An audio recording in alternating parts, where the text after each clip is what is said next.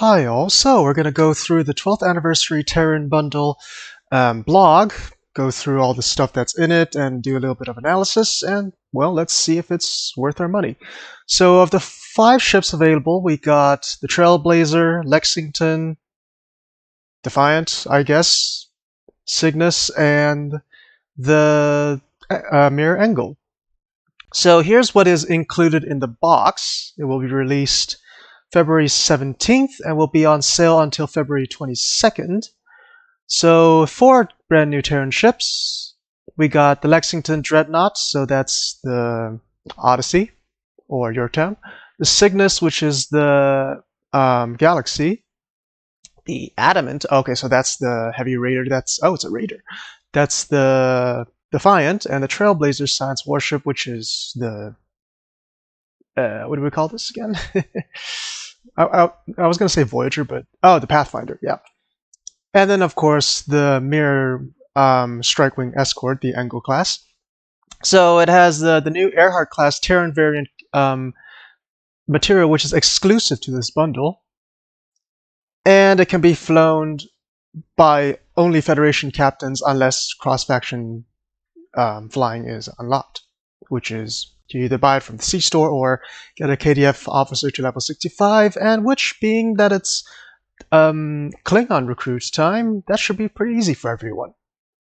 And in addition to that, some exclusive Terran uniforms, so the Inquisitor's uniform, spoiler alert, from Redshift, and some extra Terran uniforms not previously seen, and they are exclusive to this bundle.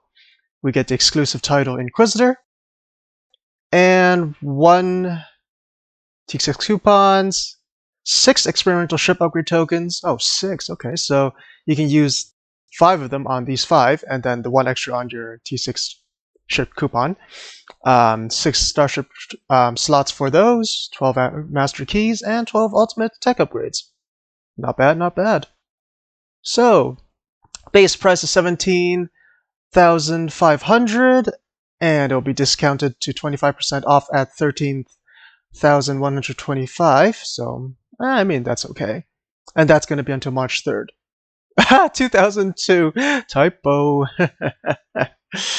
Yes, and alternatively, everything, all the ships, minus the Engle class, can be bought separately. And from 17th to 22nd, I already mentioned that, will be 20% off at $2,400. So yeah, that's nice. And a reminder that none of these are legendary ships, so yeah. Anyways, the Terran uniforms, we have, well, variants of the Odyssey uniforms we saw in the most recent Terran episodes. We got the Inquisitor uniform. So if you wanted these, up to you. And well, here's all the stuff. So first up is the Engle class. This can be seen in the Mirror Engle Strike-Wing Escort, what is it called? Announcement block, so you can read that if you want, but we're going to skip over that in this analysis. So you get the bonus skin of the 25th century Earhart class.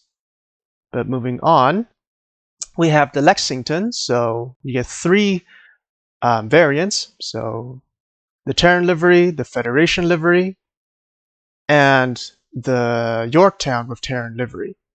So let's go over the stats quickly. Any faction can fly it. Nice. Just have to complete the tutorial. 1.375 hull modifier. Okay. 1.15 shield. So this is pretty comparable to the Yorktown. 4 weapons. That's a bit unfortunate. I was expecting 5.3. But anyway. Lieutenant Tactical Intel. Okay. Lieutenant Commander Tactical. Yeah. Commander Engineering Miracle Work. Oh, okay. That's nice. Ensign Science, well, that's workable, and a Lieutenant Commander Universal. So it's not bad. This seating is actually pretty good, I think. 4 Tactical, would have been nice if it was 5. 5 Engineering, okay. 2 Science and 1 Universal. So this is a Miracle Worker ship. Cool.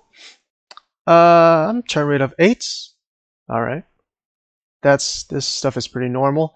10 weapons, 5 shields, 5 engine, 5 auxiliary power. So this is definitely a more tactically focused ship, and being a Terran ship, that's understandable. And of course, it is a dreadnought, so multi-directional artillery barrage. We'll look at that later. can equip dual cannons. Well, it's a dreadnought, so it's better. One hangar bay equipped with Mirror Universe shuttlecraft. Oh, nice. Okay. And you got all this stuff from the Miracle Worker ships. So you got the Cyclical Quantum Slipstream, which is the best kind of slipstream drive. You have a built-in Agony Phaser Lance. Cool.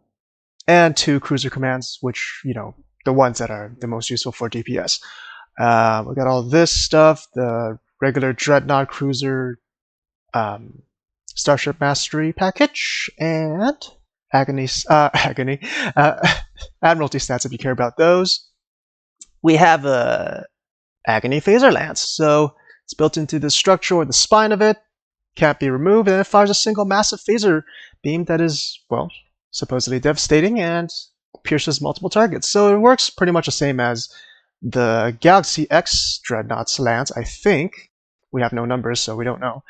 As for the multi-directional artillery barrage, so well, it's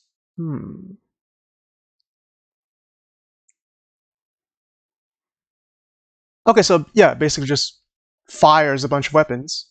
That's basically the gist of it. So big burst damage, artillery barrage of torpedoes and stuff. And yeah, that's probably from this massive torpedo launcher on its back. As for passive stats, bonus damage per firing arc with 1 or more foes. Oh, that's cool. Oh wait, this is what it does. So it launches warheads and deals kinetic damage, bonus damage per firing arc with 1 or more foes. Nice. And additional bonus damage per affected foe. So yeah, it's a big massive torpedo barrage. And it gives you bonus to projectile and maximum hull capacity. Nice. And can be equipped on any ship in any console slot. And the starship trait is dimensional modulation. So while this is slotted, activating directed energy modulation or any Miracle Worker Bridge Officer ability will grant you a bonus to weapon damage. Will grant you amount of bonus weapon damage, so category 2 damage. That's more significant than category 1. And scales with the number of nearby foes within 5 kilometers. Max up to 10. Lasts 10 seconds and can only trigger it every 10 seconds. Okay, so in other words, you can keep this running over and over again. 3 to 30% maximum bonus all damage for starship weapons for 10 seconds. That's not bad. This could be a very nice trait, especially if you can fit directed energy modulation or any Miracle Worker Bridge Officer ability. So yeah, this console and trait are very good for DPS anyway, and this ship itself is also not bad. Anyways, moving on. Oh wait, no. Mirror Universe shuttlecraft. Fighters equipped with Agony Phaser beam weaponry, utilizes beam overload. Okay, yeah, that's cool. That's cool. Alright, moving on. Now we move on to the Terran Cygnus battlecruisers. So we get the Terran Galaxy variant, the Cygnus with Federation livery, Cygnus with Terran livery, and the Andromeda with Terran livery. So, okay, so we see some differences between the nacelles and pylons, and of course the big thing here, secondary deflector, I guess. This thing doesn't have a secondary deflector, does it? Let's have a look. 1.525, 1.25, so it's fairly tanky. 5.3 weapons, that's what I want to see. Lieutenant Commander Command, okay. I mean, sorry, not Lieutenant Commander. Lieutenant Tactical Command would be better if it was Lieutenant Commander Command. Lieutenant Tactical, Commander Engineering Temporal. Why does a cruiser have Temporal Ops? Okay. Lieutenant Science and Lieutenant Commander Universal.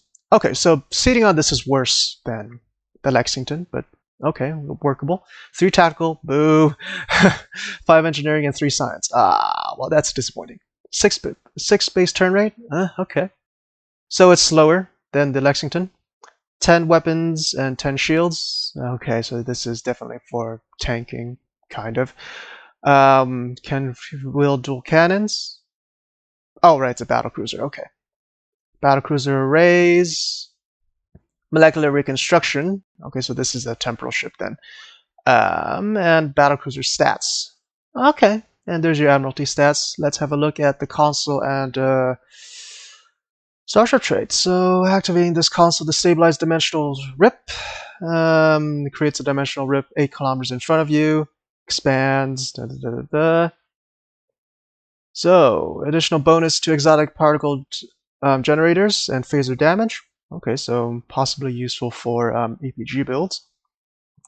Projects a rift for that temporarily just banishes foes into the Terran universe. Oh, okay, that's interesting. The rift expands and is destroyed after 8 kilometers. Okay. That's weird, but okay. Foes hit while the rift moves forward in the 4-kilometer area will receive phaser damage and banished for several seconds. Well, that's quite interesting. And foes hit when the rift expands at 8 kilometers will get less phaser damage and also banished for a few seconds. And the banished foes cannot be seen or targeted, cannot move or act. That seems like something you don't want. Because, okay, well, it might be good if you're being overwhelmed by multiple enemies, but isn't the goal to destroy as many enemies at once? Yeah, this is a weird console. I can't say I can recommend this console for regular team play anyway. It might be fun for single player play and if you're having trouble with multiple enemies, but I don't think this is a good console. First impressions anyway. Alright, anyways, the slot controlled aggression. So activating a universal console or temporal operative bridge officer ability. Oh, that's interesting. So either, okay, yeah. Console or that grants a small bonus to your control expertise skill and your current amount of exotic particle generator skill. Oh, okay. So this one sounds good for EPG builds, definitely. Subsequent activations will refresh this buff's duration. Okay, so for 20 seconds gives you plus 20 to 30 control expertise, which scales very exotic. Okay, I take that back. I thought it was going to. Oh, I misread it. Yeah, it's not going to increase your EPG. It just increases your control based on your EPG stat. Alright. I mean, if you're using a lot of control abilities, this is nice, but if you're doing a big damage EPG build, this is not something you want. Especially with the limited amount of starship traits you have. But yeah. I don't recommend this ship, nor this trait or console. But anyways, moving on to the Adamant Heavy Raider, or their version of the Defiant. So it's a Raider, okay. So we got the Adamant with the Terran livery, we got the Federation livery, and the Defiant with Terran livery.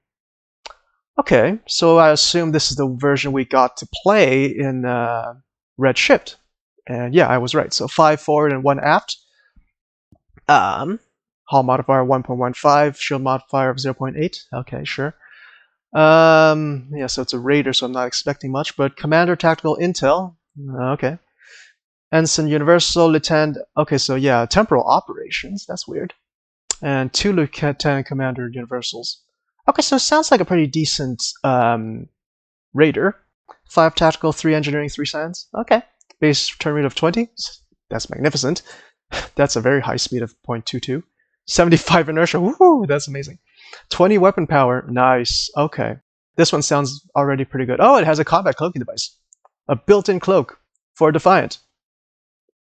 Sweet. Okay, that's good. That's good. It has Raider flanking. Oh, that's too bad it's not improved Raider flanking, but still, okay. Experimental weapon slot with a Terran repeating warhead launcher. Oh, okay. Active sensor arrays. This is the most useless specialization power for a ship. Let's be honest, I've already reviewed that. If you want to see, I'll put a playlist of an overview of specialization ships in this video sometime at the end. There's your Raider stuff. Wild Weasel was the starship trait. So the Agony quad. Oh, okay. Agony quad phaser cannons. Well, in Red Shift we didn't get quad phaser cannons, but okay. So they're equivalent to quad phaser cannons found equipped to the Prime Universe's Defiant class. Built with a unique quality of occasionally dealing additional damage over time. So overall, Agony phasers are better than regular phasers in terms of damage dealing anyway. That's sweet. And of course, it draws engine power while firing, just like its Prime Universe counterpart. So yeah, this ship is already looking way better than the previous one anyway. Terran repeating warheads, so warheads that fire in a narrow firing arc, fires multiple times at your chosen foe, dealing repeated kinetic damage. Portion of it will bypass shields. Nice. Critical hits with this will hit harder than default than any other weapon.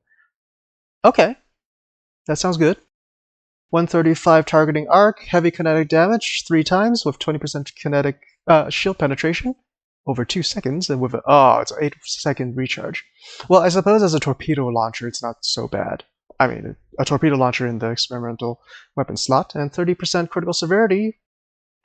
Nice. Okay, this sounds like a good experimental weapon. That depends on if it draws weapon power. I doubt it, but yeah, this already sounds pretty good. It could compete with the top ranking one, which is the Soliton Wave Impeller. Alright, so Agony Redistributor is the console. What can it do? So, passive bonus to flight speed and inertia. Okay, cool. For each second up to 15 seconds, the amount of hull depleted from your target is stored. Okay. And each second deals phaser damage equal to 33% of the stored value, and it ignores shields and hull resistances. Oh, okay. Up to 20 foes within 5 kilometers of the target foe. That's cool. This sounds like a good. That sounds like a good console. Okay. Wild Weasel. So when you activate evasive maneuvers or an intel bridge officer ability, we'll call in a Wild Weasel shuttle to distract nearby enemies. Alright, sure. Cooldown of 45 seconds. Up to 20 nearby targetable torpedoes or mines will be drawn towards the mobile decoy. And the 5 nearest enemy vessels being taunted will attack it.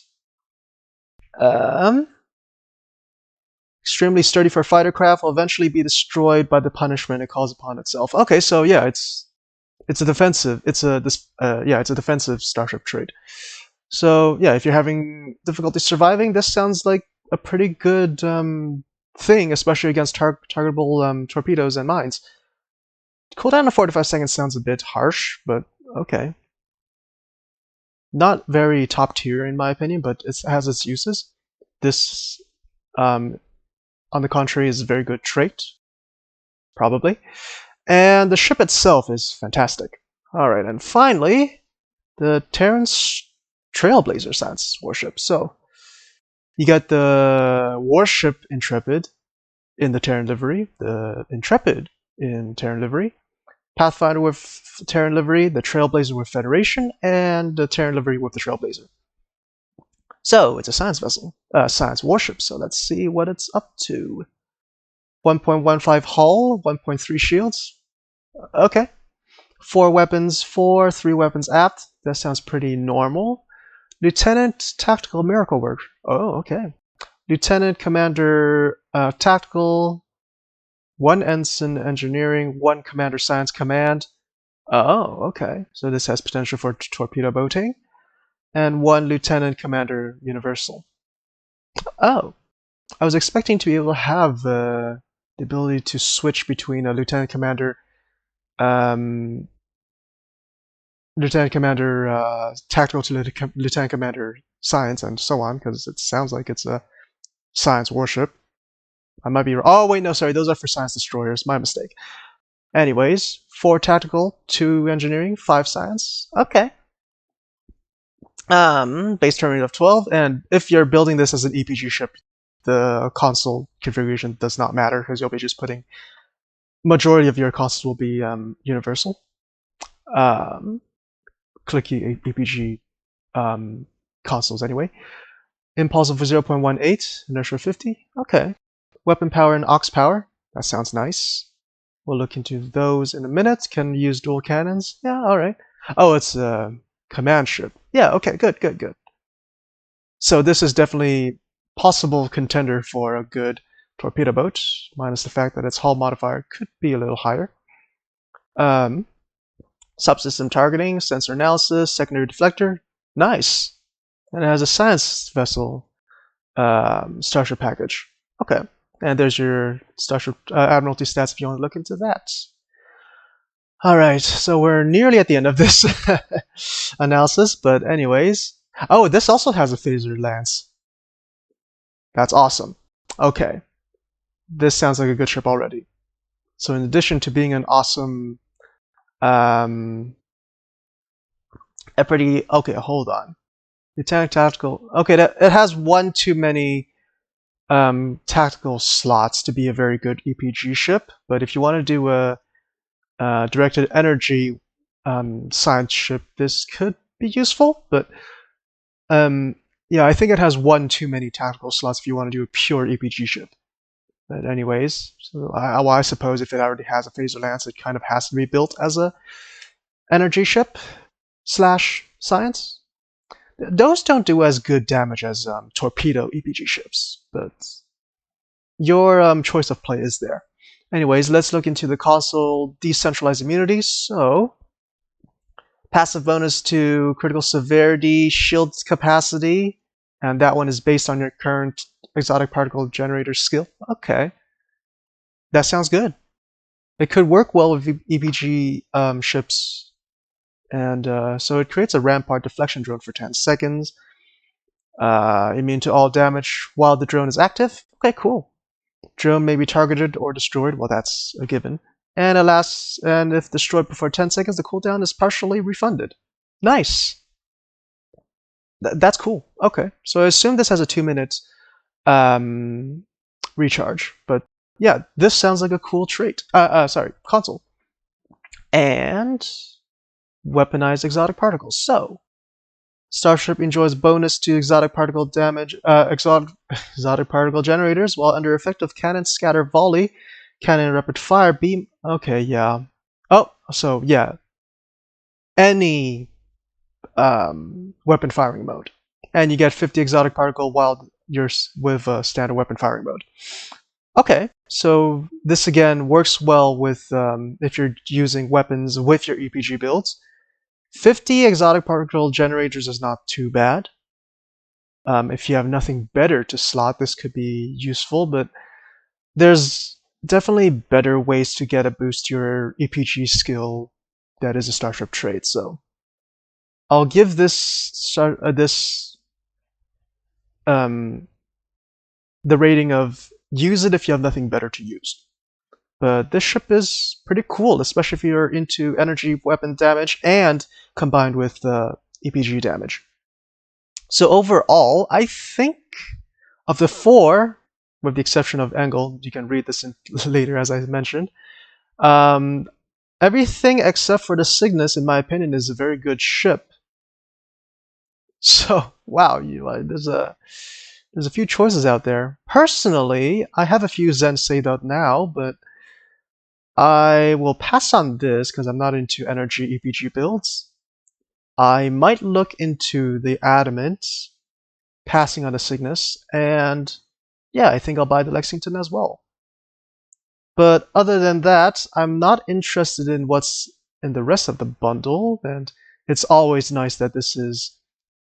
You can possibly get these ships, not possibly, you can get these ships separately from the bundle once this releases on February 17th, but yeah. And I suppose if you want these uniforms, you have to buy the bundle. But yeah, this sounds like a fantastic bundle for the 12th anniversary, and that's it for this video. Thank you very much for watching. Please subscribe and ring the notification bell to be notified of future videos. Helps out the channel quite a lot, and it's free, so why not? Also, you can contribute to my Patreon if you want to. Link in the description. We'll also find the link to membership and my Discord server where you can speak to fans directly. Alright, see y'all next time. Bye!